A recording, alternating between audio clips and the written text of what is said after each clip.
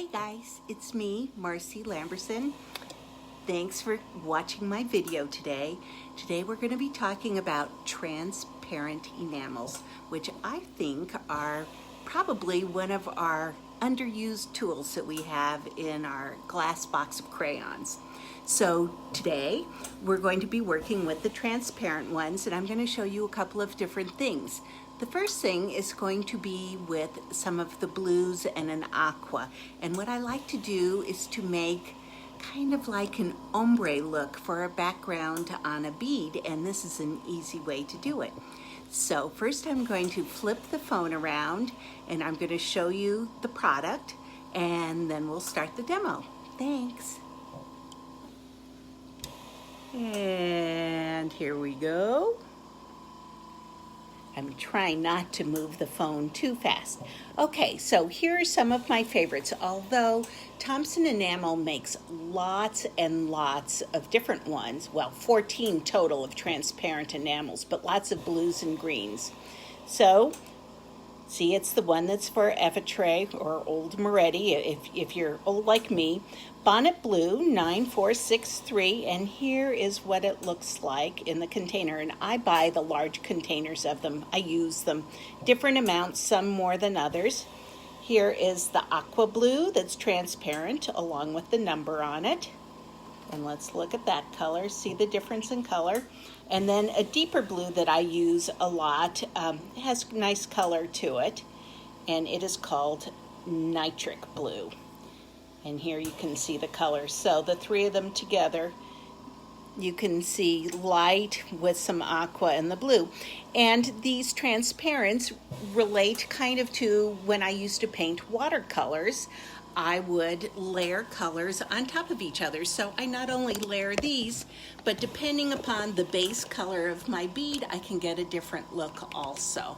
So they're really kind of versatile, and they add kind of like a coating, a color to everything. So same as if you were painting watercolors and you put a blue over maybe a yellow, you can get like a soft green. It depends, and you need to kind of play with them. And of course, it also depends on how much you use. 1 layer versus 2 layers versus 3 layers, it all depends for the amount. And that's something you need to try with the different colors. Over transparents or over opaques. And of course, over opaques, you see more of the difference than over transparents. So let's get started now. We're going to do a simple bead, but it was mostly so you can see what the three enamels look like when I use them together. We're going to start up this torch, and away we go. So the first thing we're going to do is make a base bead, and let's do something simple. How about let's do something simple like a seashell, because I think you all know how to do that already. Let me grab a mandrel, and I make these towards the end of the mandrel because I do cheater style. First of all, sometimes my practice is not the best practice, but for me it works. I work with them still in the containers like these. These are plastic containers. So my suggestion is, if you are not used to doing it like this, and this isn't necessarily the best way, you might consider getting those little canning jars, you know, with the lids, the little glass ones, and transferring them into these. And don't forget, you would probably want to wear normally a mask of some sort also, but it's kind of hard to do demos with a mask on, so I am doing it without. But you do need to follow safety rules, ventilation, masks. It still works the same as working with other enamels. So I am using Dip and Go Blue Sludge, although I think there's a different name to it now. It's probably the old name that I'm telling you. And part of the reason why I don't know the new name is when they changed over to the new formula, I bought out large jars of the old formula. Of course, cynic that I am, I thought, oh, the new one should be improved, but I'm just going to get these just in case while I'm still working on those. So one of these years I'll finish up with my old supply and start in on the new edition of that bead release. But it does hold like iron, which is what I'm always looking for in sculpture.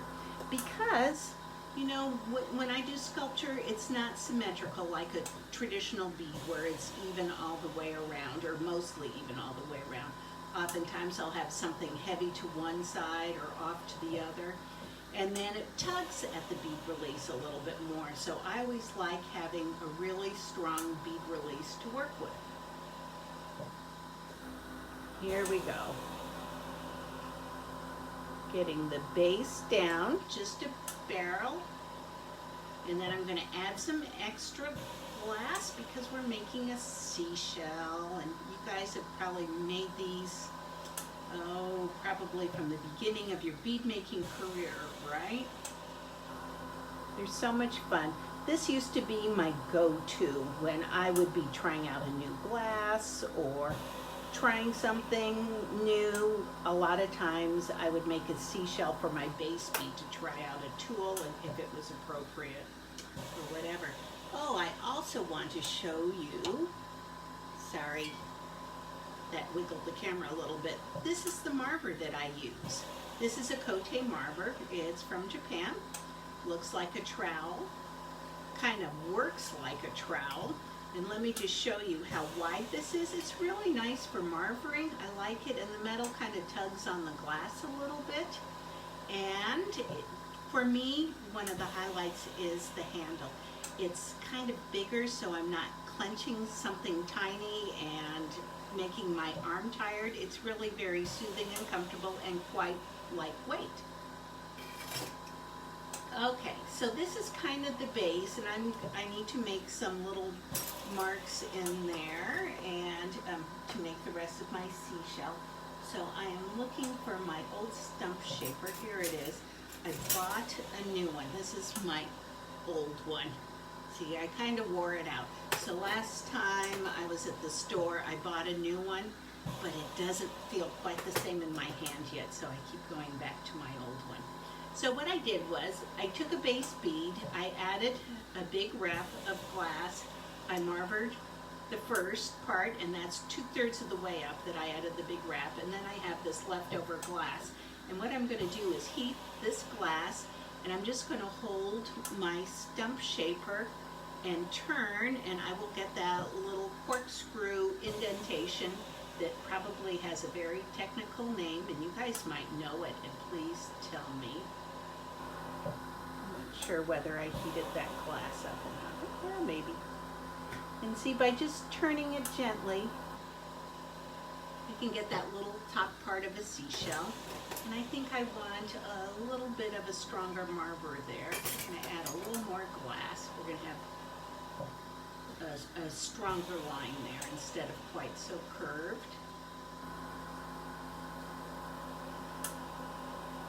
It'll just look a little crisper. This crisp is good. Okay. So I'm heating up that extra little line that I just added. I'm heating up the whole thing actually, just a tiny bit, but mostly that line where I added it. We'll give it a little marver. There we go. I just wanted it, I think you can see it this way, a little bit more before we start our base. Now I want to start with the bonnet blue, which was the lightest blue that I showed you before. And what I'm doing is just unscrewing the lid, putting it right next to me. I'm warming up the bead, not soupy hot, but warm enough so that the enamel will stick to it. And especially down at the bottom, and then I just place it right in here and roll it. Tap it gently, holding it away from my face, and heat it up. Can you see? Isn't that a pretty soft blue color? And that was just on the white. Voila, I got a new color. So I'm just going to do a single layer of that because I want the bottom to be the lightest section. You know, it doesn't work the other way unless you use an enamel sifter if you want darker on the bottom. This way is just kind of my quick way. It goes lighter to darker for my ombre style. And I'm putting the lid firmly back on again. You don't want spare enamels coming out. And I'm going to the aqua blue, which is a kind of a medium color. And it will be a little bit different than this one. So I'm keeping my bead warm but not hot, and I'm not heating up the bottom part because I want to do more of the middle section here and a little bit of the top. So I'm just placing it in here and rolling it around and leaving plenty of the light blue on the bottom. See what it looks like? And I don't worry about it being even. I kind of like it uneven. Looks a little more ombre to me. So when you have these indentations, don't forget that your enamel sticks into it a little bit. So we're melting this in. And you can see the color is melting in with the first color, with the bonnet blue. I'm closing the lid, making sure my bead's warm, and then the top section will be the deeper blue.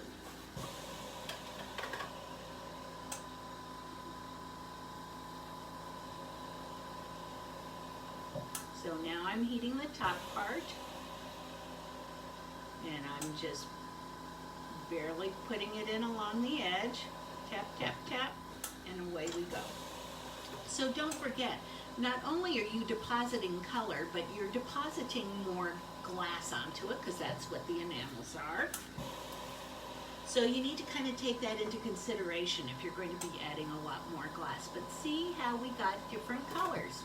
We go from dark to medium to light on this. Normally I might have brought down the aqua a little bit more, which I could still do. I can go back because the aqua is a little bit lighter than this other, so it's not going to show up more. If I want to go back in there and add more aqua or want a deeper color of it, I can do that. If I want to add a layer of the pale blue over the whole thing, I can do that. We have options, but I'm not going to. I just wanted to show you the general way that I do this. So the next thing I'm going to do is to make a seashell.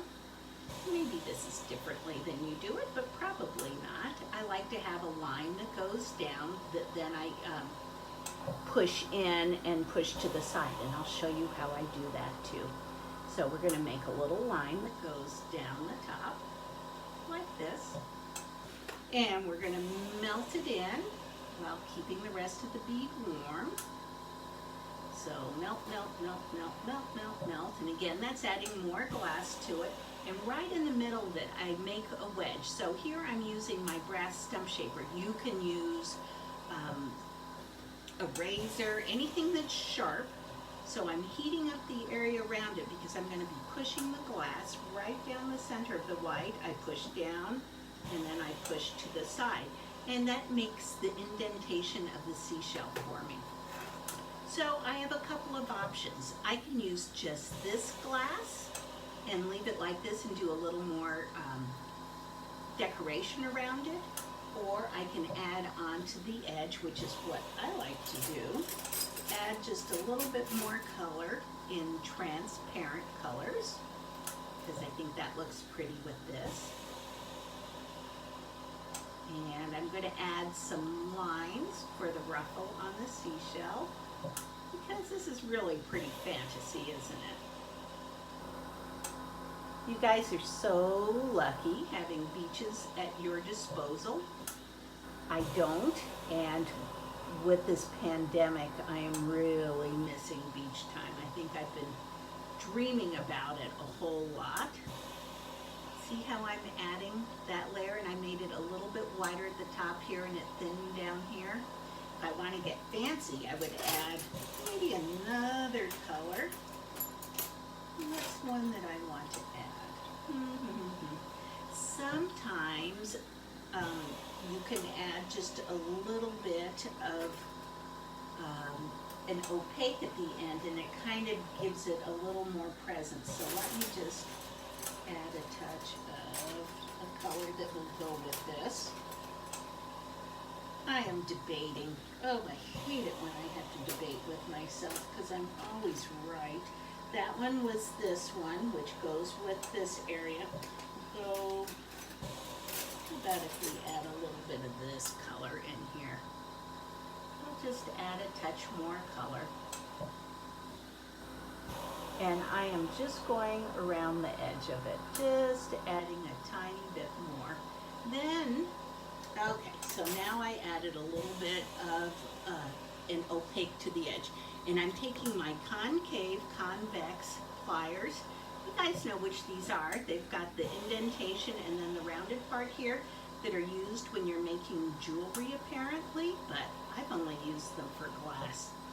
And they're great for petals and seashell ruffles and tutus and you name it, it's good. Oh, animal ears too. So what I'm doing is I am just keeping them the same way all the way, and I'm just giving them a little bit of a ruffle, and at the same time, if I need to adjust that glass in any direction, this is a good time for doing it. And I don't have to adjust it yet much, but at the end, sometimes I want that tip to stick up a little bit more or to be pulled out or something. There we go. So now we have a seashell like this. And something that I usually do, I've got the white on the inside of the lip there. I'll add a tiny bit of white detail also. So this is a little bit of encased white. And I just like to add a few little swirls across it because, you know, I'm a fan of swirls. So let's just add a little bit of detail.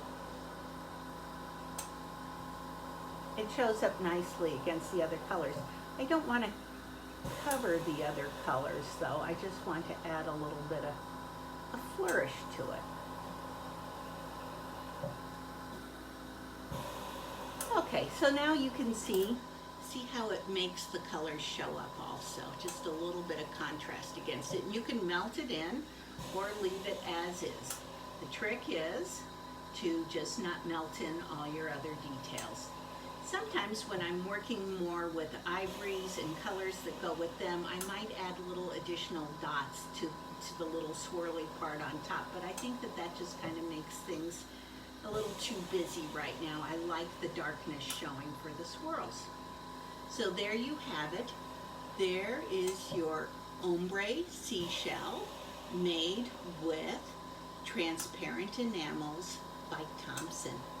Thanks for watching, and now let's discuss.